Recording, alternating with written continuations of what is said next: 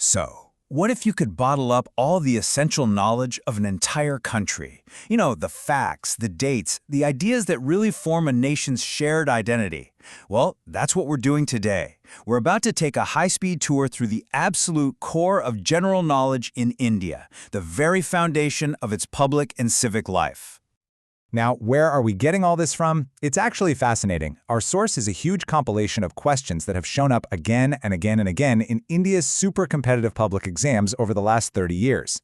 The original creator called it a distillation of books, and that's exactly what it is. This isn't just random trivia, folks. This is the stuff that's considered essential for some of the most important jobs in the entire country. And get this, the sheer volume is just staggering. We're pulling from a pool of over 1,000 of these core questions. So you're going to want to buckle up. We're about to blast through centuries of history, civics, science, and culture at a blistering pace. This is knowledge, supercharged. So, where do we even begin? Let's start by jumping back in time, because really, to understand India today, you've got to know the key historical signposts that shaped it. And these are some of the most fundamental ones. I mean, just look at the range here. It's incredible. We kick off with the 1921 discovery of the ancient civilization at Mohenjo-daro, then we leap centuries back to Emperor Ashoka's famous Buddhist council. Fast forward to 1526, where the Battle of Panipat essentially kicks off the Mughal Empire. And then we see the modern nation taking shape in the 1930 Dandi March, a massive act of defiance against British rule. You see, each of these isn't just a date, it's a cornerstone in the nation's story. Okay, so from the major events of the past, let's jump right into the rules of the present. How is the modern nation of India actually put together? Let's get into the civic nuts and bolts that everyone's expected to know. And this just goes to show you, the expected knowledge isn't just about big, broad ideas. Oh no, it gets incredibly specific. Take Article 108. This is the constitutional tool for breaking a legislative tie when the two houses of parliament can't agree. Knowing this isn't trivia. It's about understanding the precise mechanics of how the country is run. This slide is basically the cheat sheet for India's democracy. It's got the absolute core facts. You're expected to know that you have to be at least 35 to be president, or that members of the upper house serve for 6 years. And then you have the two most important dates for the Constitution: when it was adopted, November 26, 1949, and the day it officially came into effect, January 26, 1950.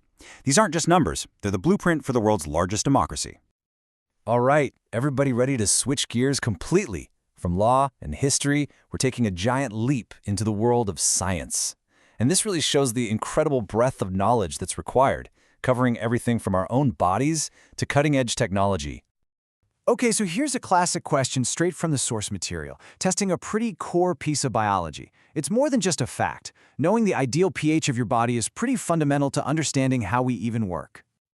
And the answer is this very precise little range, 7.3 to 7.4. It's exactly this kind of factual recall that gets tested over and over, not just about us, but about the tech that shapes our world. For instance, think about the technology that's powering our internet right now, optical fibers. Well, it's considered common knowledge to understand the scientific principle that makes them, work. And that principle is total internal reflection. That's the magic that lets light basically zip through those tiny cables. What's so cool is that understanding this isn't just academic. It's about grasping the fundamental science that powers our entire connected world. Okay, so from the hard sciences, let's jump into the vibrant, beautiful world of Indian culture. A country this huge isn't just one single thing. It's this incredible mosaic of different traditions and expressions. And this table is the perfect snapshot of that mosaic. It shows how these amazing cultural expressions are so deeply tied to their home states. You've got the famous Hornbill Festival in Nagaland, the intricate Madhubuni punting style from Bihar, the Kalbelia dance of Rajasthan, and the Pongal Harvest Festival in Tamil Nadu. Knowing these isn't just about appreciating art, it's about understanding the very geography and diversity of the nation itself. Whew, okay. So after that absolute whirlwind tour, what does this all add up to? Let's just take a breath and quickly recap the incredible journey we've just been on. I mean, think about it. We just zipped through thousands of years of history, from ancient cities to the fight for freedom. We peeked under the hood at the specific articles that define India's democracy.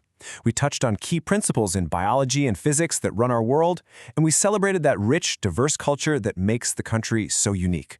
This is it. This is the shared vocabulary of a nation. And that leaves us with one final big question to think about. Is this huge collection of facts just a hurdle to clear for an exam, or does it represent something way more profound? The shared story, the common ground, the collective memory of over 1 billion people. What does it truly mean to know a nation?